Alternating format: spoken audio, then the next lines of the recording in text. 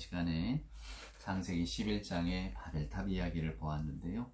오늘은 이제 그 다음 이야기, 하나님께서 아브라함을 찾아오신 이야기, 부르신 이야기를 함께 살펴보도록 하겠습니다.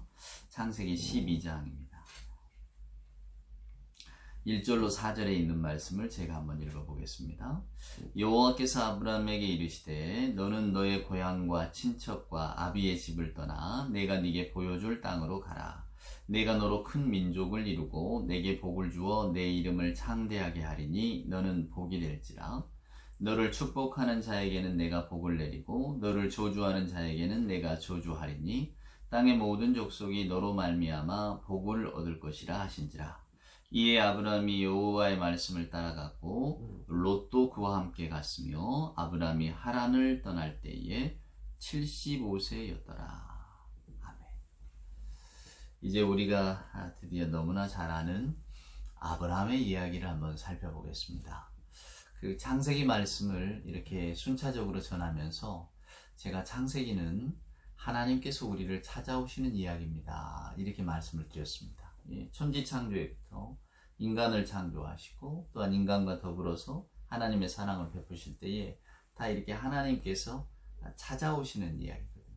오늘은 이제 그 두 번째 파트로 드디어 아브라함의 시대, 이제 이스라엘의 역사가 열리기 시작합니다.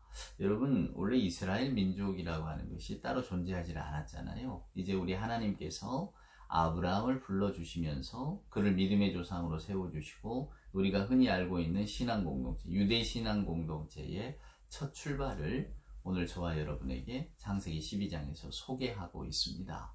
우리가 아브라함에 관한 이야기는 너무나 많이 들어서 여러분도 아브라함의 이야기를 굳이 설명 안 해주셔도 저희가 잘 알고 있습니다. 이렇게 아마 선입견을 가지실지도 모르겠는데 여러분, 그렇지 않습니다. 저도 요번에 이 창세기 12장의 설교를 준비하면서 새롭게 눈뜬 부분이 정말로 많았거든요. 이제 그 부분을 여러분에게 찬찬히 설명해 드리려고 합니다. 오늘의 설교는 조금은 내용이 좀 어려울지도 모르겠습니다만은, 그러나 저와 여러분의 신앙에, 그리고 우리들의 믿음에 정말로 우리가 놓쳐서는 안 되는 그런 놀라운 하나님의 교훈이 등장하기 때문에 우리가 오늘 이 본문을 잘 살펴보아야 합니다. 자, 사랑하는 여러분, 우리가 창세기 1장에서 11장까지를 읽어왔습니다. 그 내용이 무엇이었습니까? 하나님은 신실하셔요. 그리고 하나님은 인간들과 약속을 맺고 서로 소통하기를 원하십니다. 근데 에덴 동산의 아담과 하와, 가인으로 쭉 이어지는 우리 인류의 역사, 그래서 창세기 11장까지 등장하는 사람들의 모습을 보면 그 사람들은 전혀 하나님께 대하여 신실하지 않습니다. 딱 한 사람, 의인이라고 여겨졌던 노아를 빼고는 말이죠. 그러니까 창세기 1장부터 11장까지는 어쩌면 하나님께 대한 배반의 역사입니다. 이제 하나님께서 창세기 12장을 저와 여러분에게 이렇게 시작해 하시면서 아브라함을 부르시잖아요. 그러니까 하나님께서 아브라함을 부르시는 그 이유는 그릇된 길로 빠져든 피조개 안에 대안적인 공동체를 다시 만드시는 거예요. 그 말은 오늘 2절 3절에도 나오지만은 복을 주겠다고 하시잖아요. 인간 역사 안에 저와 여러분의 삶 가운데 하나님이 주시는 복의 힘을 구체화하는데 아브라함에 부르시는 목적이 있다는 겁니다. 그러니까 하나님께서는 저나 여러분에게 복을 주시려고 하잖아요. 그것이 하나님 안에서 살아가는 그 참된 교제 안에서 하나님의 인정을 받고 하나님의 약속을 믿으면서 살아가는 것, 이게 성경이 말하는 하나님의 복인데, 그동안 창세기 1장부터 11장까지 사람들은 자기 멋대로 살았단 말입니다. 바벨탑 이야기에서 해드렸던 것처럼 우리 이름을 우리가 스스로 내자고, 결국은 하나님이 창조하신 세계 속에서 우리는 피조된 존재에 불과할 뿐인데, 피조된 존재인 우리 인간이 하나님의 자리를 대신하고자 했던 것이 1장에서 11장까지 인간의 역사였어요. 하나님께서는 창세기 12장을 시작하시면서, 그리고 아브라함을 부르시면서 다시 한번 새로운 피조 세계를 내가 만들어 가겠다 약속해 주고 계시는 겁니다. 그러니까 모든 것이 다 새로운 거예요. 근데 그 새로운 출발점의 대상으로 누구를 삼았냐면 오늘 75세 된 아브라함이라고 하는 사람을 불러주십니다. 그때 당시 아브라함의 형편이 어땠을까? 여러분, 아브라함은 자녀가 없었습니다. 이게 여러분 놀라운 이야기예요. 불임이란 말입니다. 이 불임의 은유를 저와 여러분이 잘 이해하지 못하면 우리는 예수 그리스도의 십자가 사건도 이해를 못하게 됩니다. 그동안에 저와 여러분은 그냥 하나님께서 아브라함을 불러주셔서 이제 아브라함이 본토 친척 아비집을 떠나서 새롭게 하나님께서 인도하시는 그 땅을 향해서 걸어 나갔다. 뭐 이 정도로만 알고 있었는데 오늘 아브라함이 처한 상태와 그 형편을 실은 우리는 간과하고 있었던 겁니다. 아브라함이 불임이었다고 하는 것이 놀라운 사실이에요. 아브라함에게는 자녀가 없습니다. 자녀가 없다는 것은 그때 당시 고대 세계의 사람들에게는 소망이 없다는 것이고 오늘 하나님께서 말씀하신 것처럼 복의 근원이 될지라 복의 근원이 될 수가 없는 거죠. 후손이 없는데 어떻게 복의 근원을 만들어 갈 수가 있겠습니까? 그래서 이 이야기가 여러분 놀라운 겁니다. 하나님께서는 아브라함에게 오늘 우리가 읽었지만은 내가 네게 보여줄 땅으로 가라. 첫째는 땅의 약속을 하십니다. 그리고 두 번째는 너로 큰 민족을 이루게 하겠다. 이게 결국 무엇입니까? 자녀에 대한 약속이거든요. 그러니까 하나님께서 아브라함에게 땅과 자녀에 대한 약속을 하신다고 하는 것은 오늘 저와 여러분에게 어떤 의미를 보여주느냐면 아브라함은 땅도 없고 자녀도 없는 사람이었다라고 하는 겁니다. 그럼 여러분 땅과 자녀가 저와 여러분에게 어떤 이렇게 보여주는 의미, 상징성은 무엇인가요? 땅과 자손은 우리들의 미래입니다. 우리들의 현재이기도 하지만 우리들의 미래예요. 우리가 창세기를 보아서 잘 알고 창세기 11장에서 그것이 극명하게 드러났습니다만은 인간은 뭐 예나 지금이나 창세기 11장에 바벨탑을 짓던 인간들의 모습하고 오늘날을 살아가는 우리들의 모습은 별반 다르지가 않습니다. 그 다르지 않다고 하는 근거는 무엇이냐면 바로 자기 주장 자만심에 있어요. 어쩌면 우리는 사나운 자만심을 가지고 이 땅을 살아갑니다. 그 사나운 자만심의 내용은 뭐냐면 첫째는 우리는 이 땅이 영원히 지속할 거라고 믿습니다. 여러분도 믿으시죠? 저도 믿습니다. 우리는 하나님의 종말이 올 거라고 하는 성경의 가르침을 늘 듣고 있지만은 내가 이렇게 경험하는 하늘, 내가 이렇게 바라보는 뭐랄까요, 이 가을의 풍경, 또 내가 오늘 이렇게 경험하고 이렇게 즐기는 모든 나를 둘러싸고 있는 이 세계는 없어지진 않을 거야. 한 발 더 양보해서 내가 죽기 전까지는 없어지지 않을 거야. 우리는 다 이런 믿음 속에 살지 않습니까? 그러니까 저와 여러분의 믿음이라고 하는 것은 그래 이 세상은 끝까지 존재할 거야. 불평등하지만 그리고 뭔가 모순이 많지만 또 어찌됐건 간에 빨리 이렇게 변화가 일어나야 하지만 그럼에도 불구하고 이 현재의 불평등한 세계는 아마도 영원히 지속될 거야. 하늘과 땅의 어떤 변화를 가져올 그 어떠한 힘이 과연 우리가 목격할 수 있을까? 아마 존재하지 않을걸? 우리는 이런 생각을 가지고 산단 말입니다. 그러면 하늘과 땅을 이렇게 변화시킬 만한 존재, 그런 힘이 있을까? 우리는 거기에 대해서 의문점을 가지니까 어쩌면 그게 절망처럼 느껴진단 말이에요. 근데 그런 절망을 갖고도 우리는 살아갑니다. 어쩌면 자존심은 절망감과 이렇게 맞닿아 있는지도 모릅니다. 왜요? 우리들의 자존심은 결국은 자만심은 세상이라고 하는 것은 우리가 바꿔갈 수 있고 세상은 우리가 좋게 만들 수 있고 세상이라고 하는 것은 결국은 우리 인간의 방식으로 인해서 점점 더 나아져 갈 거야 라고 생각하는 것이 지금 우리들이 가지고 있는 근본 생각 아니냔 말입니다. 근데 하나님께서는 오늘 이 아브라함을 불러주시는 사건을 통해서 이것을 송두리째 바꾸어 놓으십니다. 그러니까 오늘 이 아브라함이라고 하는 사람을 통해서 하나님께서는 결국은 당신이 이 땅에 이루실 구원과 당신의 구원 계획을 보여주고 계시는 거예요. 그 보여줌의 대상이 누구냐면 아브라함이었는데 왜 아브라함이었는가 하는 겁니다. 그것은 아브라함이 여러분 근사한 사람이어서 아브라함이 뭔가 어떤 믿음의 뿌리가 단단한 사람이어서 아브라함을 선택한 것인가? 그렇지 않습니다. 성경은 절대로 인간에게 기대지 않아요. 하나님의 사역이 인간에 의해서 좌지우지되는 것은 아니라고 하는 것을 분명히 보여주는 것이 성경입니다. 그럼 아브라함은 왜 선택되어졌는가? 그가 불임의 사람이었기 때문입니다. 자녀가 없었어요. 땅도 없어요. 하나님이 보여주시는 땅을 향해서 걸어가라고 하니까 아브라함이 이제 본토 친척 아비집을 떠나게 되는데 그 떠남이야말로 하나님의 세계 속에 들어오는 첫 발을 내딛는 위대한 믿음의 발걸음입니다. 왜냐하면 그때 당시 아브라함의 안전장치가 뭡니까? 그것은 본토 친척 아비 집입니다. 그를 둘러싸고 있는 안전이라고 하는 것이, 사랑하는 여러분, 그를 지켜줄 거라고 생각했어요. 아브라함은 그 속에 살았던 사람입니다. 근데 어느 날 하나님께서 갑자기 나타나셔서 내가 보여줄 땅으로 가라. 내가 너로 하여금 큰 민족을 이루게 하고 그 민족으로 더불어 세상에 복을 받게 하겠다. 이렇게 지금 말씀하고 계시잖아요. 중요한 건 이겁니다. 아브라함이 그 하나님의 말씀에 예라고 응답했다는 거예요. 그것을 성경은 여러분 어떻게 표현하고 있을까? 우리가 오늘은 신약 성경을 좀 찾아봐야 됩니다. 제가 로마서와 히브리서를 찾아볼 테니까 한번 여러분 성경이 있는 분은 찾아보시고 아닌 분은 들어주세요. 히브리서 11장은 그 유명한 믿음장입니다. 히브리서 11장 8절에 보면 믿음으로 아브라함은 부르심을 받았을 때에 순종하여 장래의 유업으로 받을 땅에 나아갈새 갈 바를 알지 못하고 나아갔으며. 무슨 이야기인가요? 믿음으로 아브라함은 부르심을 받았을 때에 순종하여 장래의 유업으로 받을 땅에 나아갈새 갈 바를 알지 못하고 나아갔다. 아브라함이 하나님의 부르심을 받는 것을 성경은 믿음이라고 말합니다. 무슨 이야기냐면, 저나 여러분이 믿음을 더하여 주옵소서, 저는 교회 생활을 많이 했는데 왜 믿음이 없나 몰라요? 우리는 믿음에 관한 이야기들을 많이 하지만은 오늘 창세기 또 히브리서를 보면 믿음이라고 하는 것은 하나님의 약속에 순종하는 겁니다. 하나님의 약속 안에 새로움이 있는 거죠.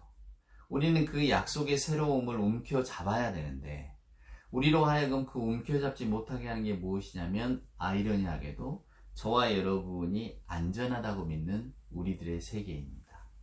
우리가 속해 있는 이 세계 속에서 우리는 편안함을 느끼기 때문에 하나님의 말씀에 대한 순종함으로 나아가기가 어려운 거예요. 근데 오늘 말씀은 아브라함은 나갔다라고 하잖아요. 장래 그가 어디로 갈지 알지 못했지만 그는 믿음으로 순종하고 나갔다. 결국 성경이 보여주는 하나님의 사람은 하나님이 부르실 때에 거기에 응답하는 겁니다. 아브라함과 사라의 이야기는 결국은 아브라함과 사라에게 위기를 맞닥뜨리게 하잖아요. 아브라함과 사라 가정이 본토 친척 아비집을 떠나서 이동을 합니다. 애굽 사람이 사라를 탐냅니다. 가정이 깨질 것 같은 그런 공포 속에 있었잖아요. 물론 아브라함이 거기서 술수를 부립니다. 속이기도 하고. 여러분, 아브라함은 진공 상태에 산 사람이 아니었잖아요. 아브라함은 역사 속에 살았던 사람입니다. 그러니까 그 역사 속에서 아브라함은 여러 가지 것을 모색합니다. 똑같아요, 우리하고. 마치 우리가 보험 들듯이 아브라함은 자녀가 태어나지 않기 때문에 보험을 듭니다. 누구에게 보험을 듭니까? 하갈이라고 하는 여자에게 보험을 들잖아요. 그래서 이스마엘이라고 하는 보험이 태어났잖아요. 하나님이 약속한 자손이 내 생각에는 없을 것 같으니 내가 내 힘으로 다른 자녀를 얻겠다라고 한 것이 바로 하갈과 이스마엘의 존재입니다. 하나님께서 애굽 땅으로 내려가지 말라고 했는데 가뭄이 들어서 죽게 생겼으니까 내려갔단 말이에요. 아브라함은 끊임없이 잘못된 선택을 합니다. 그런데 놀랍죠? 성경은 하나님께서 그런 아브라함을 나무라시는 게 아니라 그때마다 아브라함에게 구원의 손길을 내밀어 주셨다고 하는 겁니다. 그리고 하나님은 신실하게 사라를 통한 자녀를 허락을 하시죠. 그러니까 하나님의 약속은 지켜집니다. 믿음이라고 하는 것은 그 하나님의 약속을 믿는 거예요. 근데 여러분, 우리에게 왜 믿음이 어려운가? 그것은 믿음이라고 하는 것이 저나 여러분을 어쩌면 어려움 속으로 초대하기 때문입니다. 하나님의 약속은 여러분, 세상이 귀하게 여기는 것들을 위태롭게 만들어요. 우리가 그냥 나는 그리스도인이 됩니다. 나는 하나님의 자녀가 됩니다. 하나님의 자녀가 돼서 너무 기뻐요. 우리가 이런 식으로 말들을 하고 또 마음으로 품고 있지만은 실제로 성경을 이렇게 보면 하나님의 자녀가 된다는 것은 결국은 세상이 귀하게 여기는 것들로부터 한 발 떨어지는 겁니다. 하나님의 약속을 지킬 거냐? 약속을 거역하면서 우리를 둘러싸고 있는 현재의 질서 속에 살 거냐? 끊임없이 묻고 있다니까요. 물론 성경은 현재적인 질서를 벗어나서 하나님의 약속을 붙들라고 말하죠. 그것이 순종이라고, 그것이 믿음이라고. 근데 여러분, 믿음의 조상 아브라함도 그렇게 살지를 못했어요. 자녀를 주겠다. 너로 큰 민족을 이루고 복의 근원이 되게 하겠다. 하나님이 약속하셨잖아요. 아브라함이 그 약속을 믿었다니까요. 그래서 정말로 아무것도 알지 못하는 무지의 땅, 생명부지의 땅을 향해서 걸어갔단 말이에요. 무지예요. 뭐가 기다리고 있을지 아브라함은 몰랐어요. 근데 그 땅을 향해서 용기 있게 내딛었습니다. 왜? 아브라함은 하나님을 믿었으니까. 근데 그 하나님의 믿음에 대한 결과가 금방 이렇게 툭 나왔냐면 나오지를 않았잖아요. 하나님께서 아브라함을 마치 힘들게라도 하듯이 시간이라고 하는 걸 가지고 아브라함을 괴롭혔단 말이에요. 아브라함이 그 속에서 살아가려고 하다 보니까 자기 힘으로 살아갈, 세상을 헤쳐나갈 만한 어떤 그 방법을 모색을 해야 되는 거예요. 하나님만 믿고 있다가는 죽게 생겼으니까. 그래서 애굽으로 내려갔을 때 사라를 누이라 속이기도 하고, 물론 예기치 않게 하나님께서 사라를 다시 빼앗겼지만 다시 돌려주셨잖아요. 아마 아브라함 깨달았을 겁니다. 하갈을 취하고 이스마엘을 낳습니다. 그러나 나중에 하나님께서는 다시 사라를 통해 아들을 얻게 하셨잖아요. 아브라함이 깨달은 거죠. 그때 이제부터 아브라함은 점점 이런 과정을 겪으면서 믿음의 사람으로 되어갑니다. 저나 여러분은 지금 어디에 있을까요? 저는 아마 하나님께서 아브라함을 찾아오셔서 본토 친척 아비집을 떠나서 내가 보여줄 땅으로 가라. 내가 너로 하여금 복의 근원이 되게 하겠다. 약속하셨잖아요. 이 말씀 우리가 다 들었을 겁니다. 적어도 크리스찬이라면 이런 종류의 말씀들, 주의 성령의 말씀들이 우리들의 심령에 요동치는 경험들은 하셨을 거예요. 근데 아브라함은 네 하고 떠나갔어요. 아브라함은 본토 친척 아비집을 두고 정말로 떠나갔습니다. 그의 나이 75세 때에. 근데 우리는 여전히 불임의 땅에 머물고 있죠. 그게 우리들의 문제 아닙니까? 우리들은 나아가기를 싫어합니다. 우리를 둘러싸고 있는 이 안전에서 벗어나기를 싫어해요.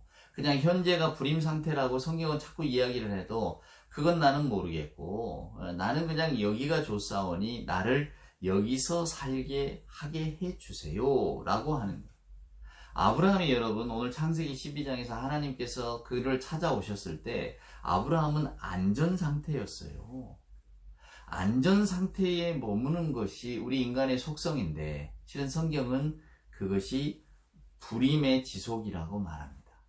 그러니까 저와 여러분은 오늘 이 아브라함을 부르시는 하나님의 말씀을 읽으면서 왜 아브라함의 가정에 자녀가 없었다라고 하는 사실, 이 불임에 대한 은유를, 메타포를 이해할 수 있으셔야 돼요.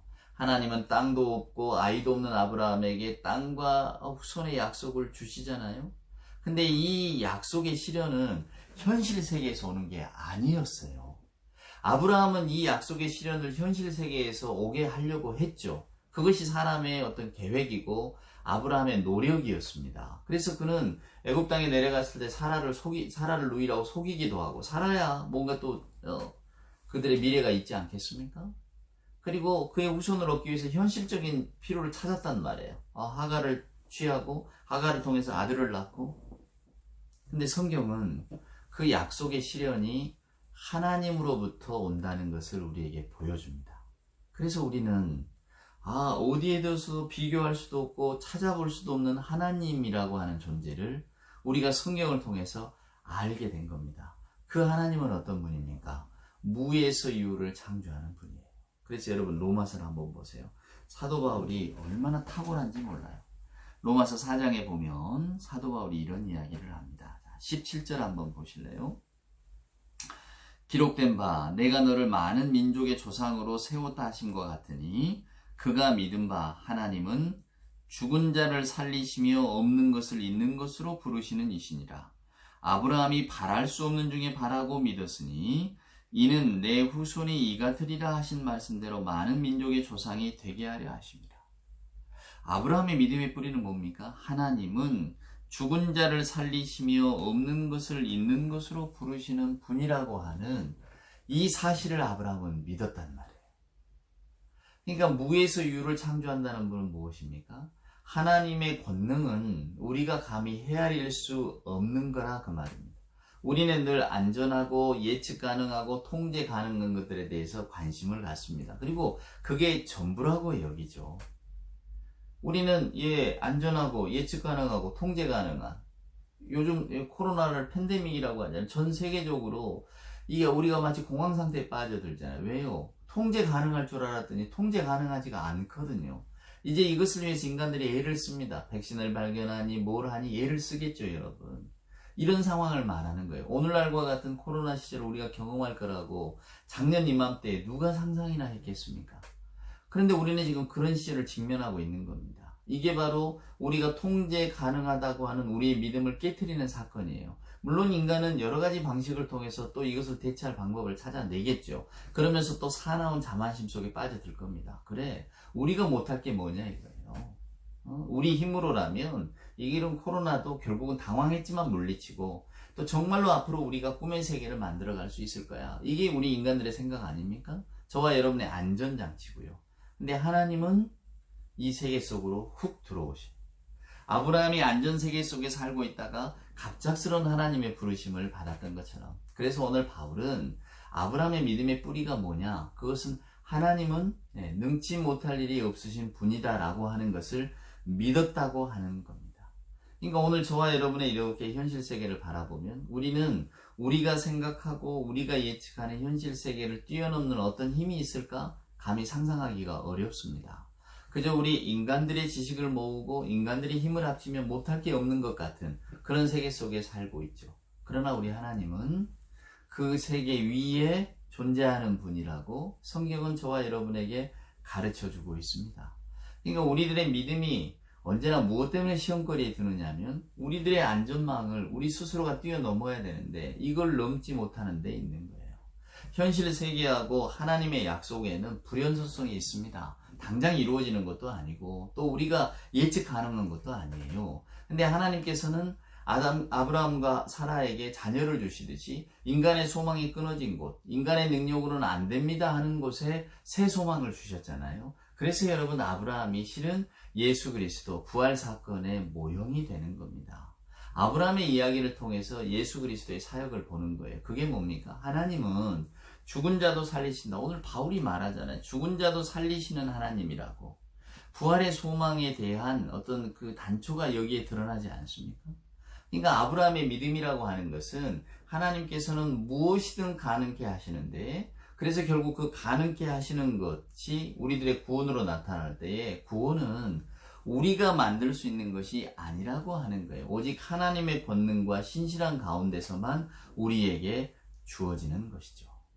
그래서 사도 바울은 갈라디아서에서 보면요, 이 아브라함의 이야기를 먼저 전해진 복음이라고 말해요. 그 말은 뭐냐면 하나님은 불가능한 것을 가능케 하신다는 거예요. 예수의 부활, 불가능하게 여겨졌던 것을 가능케 하신다고 하는 겁니다. 그 예수의 부활 생명이 오늘날 우리에게 있다는 것도 역시 우리의 이성의 판단을 넘어서는 거지만 하나님의 약속이고 하나님의 선언이었기 때문에 이것이 가능하다는 것을 성경은 저와 여러분에게 보여주는 거죠. 그러니까 구원은 여러분 우리들의 현실 세계에서 오는 것이 아닙니다.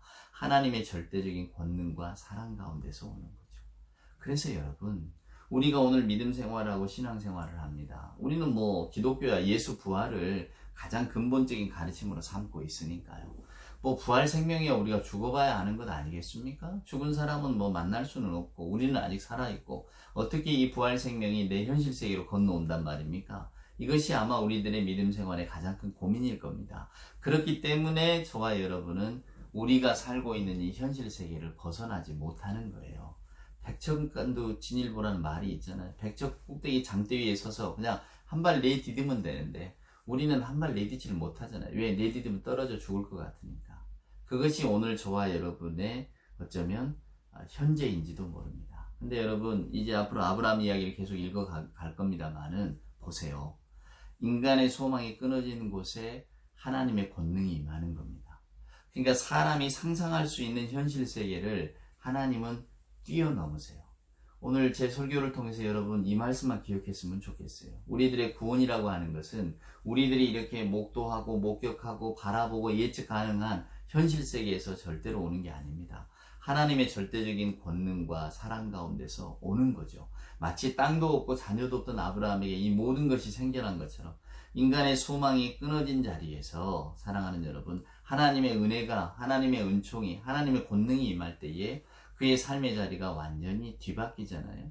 아브라함의 이야기는 저와 여러분에게 그것을 들려주고 있습니다. 자, 하나님은 약속하시고 우리들은 믿습니다. 하나님의 현존 양식은 약속 속에 있죠. 약속은 하나님의 미래예요. 하나님께서 우리에게 약속하셨잖아요. 우리 인간은 아브라함이 하듯이 이제 응답하면 됩니다. 응답하면서 믿음은 새로운 미래를 준비하시는 하나님의 약속을 받아들이는 거죠. 그것이 그리스도를 통한 속죄와 부활 생명입니다. 그렇기 때문에 믿음이라고 하는 것은 현재를 포기할 수 있는 열정이 있는 거죠. 근데 우리에게는 그게 없잖아요. 그래서 세례 요한도 그때 당시 유대인들에게 이런 말 하잖아요. 여러분이 속으로는 아브라함이 우리 조상이라고 생각한다. 그렇게 말하지 말라. 하나님은 이 돌들로도 아브라함의 자손을 만들 수 있다. 이 말은 뭡니까? 세례 요한은 아브라함의 자녀라고 해서 구원을 얻는 게 아니라 복음의 새로운 소식과 새로운 삶의 현실이 오직 하나님의 권능에만 달려 있는데 그것을 믿음으로 받아들이는 자에게만 그 새 소망이 열린다는 것을 말하고 싶었던 거라니까요. 예수님도 똑같은 말씀을 하셨죠. 오늘날 저와 여러분은 마치 아브라함 같습니다. 지금 아브라함이 하란에 머물고 있는 그런 상태 같거든요. 오늘도 저희들이 예배를 드리면서 오늘 하나님의 말씀을 보면서 하나님의 초대를 받습니다. 지금 네가 서 있는 자리는 불임의 자리야.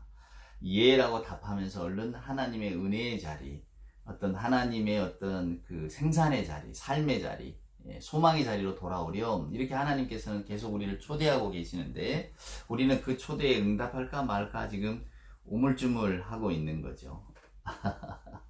기억하세요. 그러나 여러분, 하나님의 말씀은 듣고 있는 사람의 어떤 인간됨 혹은 잠재력에 기대질 않아요. 아브라함이 그럴듯한 사람이어서 하나님이 선택하신 게 아니라 하나님이 그냥 찾아오셨고 아브라함 거기에 응답했을 뿐입니다. 아브라함은 철저히 수동적이에요.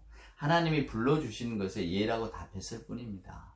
그 말은 뭘 의미합니까? 오늘 저와 여러분에게도 소망이 있다는 겁니다. 하나님이 우리의 사람됨, 우리가 오늘 어느 자리에 이르렀는가를 보면서 우리를 불러주신 게 아니라니까요.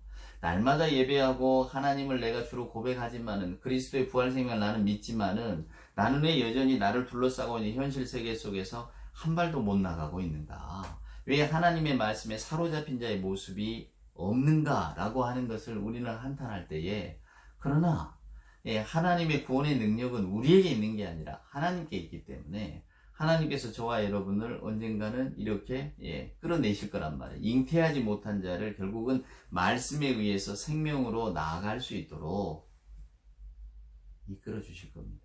그 믿음이 오늘 저와 여러분에게 있잖아요. 그래서 하나님의 부르심은 뭐 훈련이라든가 법이라든가 이런 게 아니에요. 오직 하나님의 약속일 뿐입니다. 우리는 그 약속의 백성이에요. 그래서 감사합니다. 의 자리를 보지 않으시고 하나님의 약속에 기대해 있기 때문에 하나님께서 저와 여러분을 오늘 또 불러주고 계십니다. 이게 놀라운 사실이에요. 여러분이 이것을 놓치시면 우리는 엉뚱한 길로 갑니다. 그래서 여러분, 하나님의 은혜가 얼마나 놀라운지 몰라요. 하나님의 은총이 얼마나 큰지 모릅니다. 하나님의 사랑이 얼마나 위대한지 몰라요. 저와 여러분은 오직 아멘 하면서 그 사랑을 바라보고 언젠가 우리도 아브라함처럼 예하고 답하고 하나님의 말씀에 순종해서 하나님께서 이끄시는 땅으로 가라 할 때에 언제나 우리의 현실의 울타리를 벗어나서 좀 나아갈 수 있을까? 이번 주간에는 이 잉태하는 것과 불임의 어떤 의미, 은유의 의미를 한번 잘 생각해 보세요. 여전히 우리는 불임의 사람으로 살아가고 있지만은 하나님께서는 저와 여러분을 언제나 잉태의 자리로 항상 불러주시려고 오늘 또 우리를 부르시고 계신다는 사실만 기억하십시오. 우리의 성취나 업적이 아니라 구원은 하나님의 절대적인 권능과 사랑에 달려 있습니다. 그래서 오늘 우리에게 소망이 있는 거죠.